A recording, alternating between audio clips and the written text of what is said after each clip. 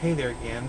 This is Mitchell Henry with Dark Expressions, and I told you that my next video was going to be about product knowledge. Well, what I decided to do is that instead of bombarding you with more information than you can contain, that I decided to break it down into individual separate products, like for instance, shampoo, conditioner, the different styling aids, so on and so forth. And then once I get a breakdown of all the generalization of the hair products, then start going into how to use them. So today, of course, the common sense, the most important thing is shampoo. Okay. Of course, there are many types of shampoos. Okay, but the generalization for shampoo is to clean the hair. Okay. Many people get a misconception about shampoo and think that it must do other things like give them extensive amounts of volume, give them extensive amounts of moisture. Okay, and this is a fallacy. It is not the truth. This is not possible. Okay, now don't get me wrong. There are shampoos that assist with the volume. Okay. Like for instance, the shampoo can go in there and not only cleanse but help swell the follicle, the hair follicle, so that whenever you apply your styling products and apply heat, then you will get a more volumized look. But the shampoo alone will not give you volume. Okay? Moisture. There are already, yes, there are, I think it's like 2% conditioning properties inside a shampoo, but there is not enough conditioning properties to go without using some sort of conditioner at all. Okay, I mean, unless you're just excessively oily and you can get away with that. Okay, but to break down in a more scientific but layman's terms way to you about shampoo, I did a little research back in my cosmetology manual, and I remember that shampoo, okay, the reason why that we use shampoo, okay, to clean the hair is because it has an ingredient or an agent in it called a surfactant. The surfactant alone is not meant for our hair, okay? It would remove way too much what is called sebum. Okay, inside our hair or in our scalp, okay, at the base of the hair follicle is called a sebaceous gland. That sebaceous gland produces sebum and then in turn puts oil out onto the hair follicle.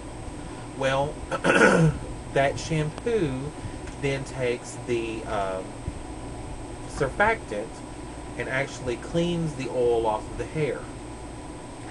This is actually not really what we need. We don't need a pure surfactant, so we use what is called an anionic surfactant. And it actually is, the definition states, it substantially reduces the interfacial surface tension and allows for the removal of the sebum from the hair shaft. So actually, what it ends up doing is it actually takes the negative energy off of the hair when you shampoo it. Okay, so like if there's a foreign object on the hair, it's going to take and it's going to grab it and hold it, and when you go to rinse it off, it's going to rinse off down the drain. But that's basically what shampoo does. Now, most of the time, I did bring to example, most of the time, most shampoos are clear. And if you'll look at this bottle, you can actually see, I don't know how well y'all can see that, but you can see that this shampoo is very clear. You can see straight through it. And the reason why you can see straight through it is basically because this shampoo has a pure cleansing quality. It has pure surfactants in it, smell, the whole 9 yards. It does have some protein in it, and it is actually a more natural, botanical type of shampoo, which is supposed to be better for the hair, but it really is just all about your preference.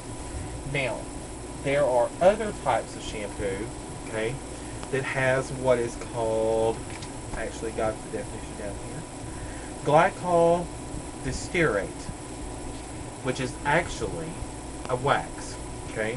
Now, if you look at this, I don't know how well y'all can see this product, okay?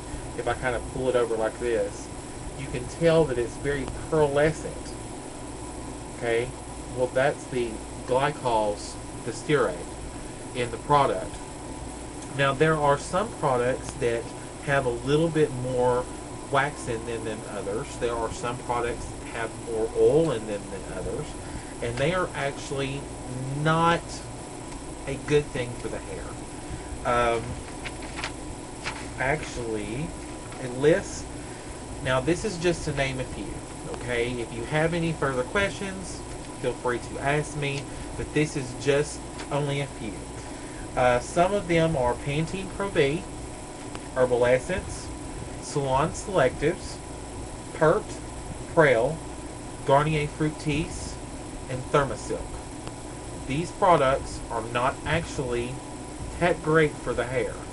They either cause, they have too much glycol distearate, they have too much jojoba or coconut oil, or see, I actually saw one product that had pure baby oil in it, which is so wrong for the hair, unless you are an infant. Let's see.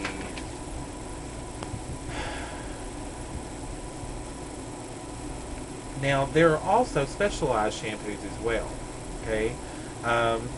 Most of y'all may use a dandruff shampoo, but I have something to tell you.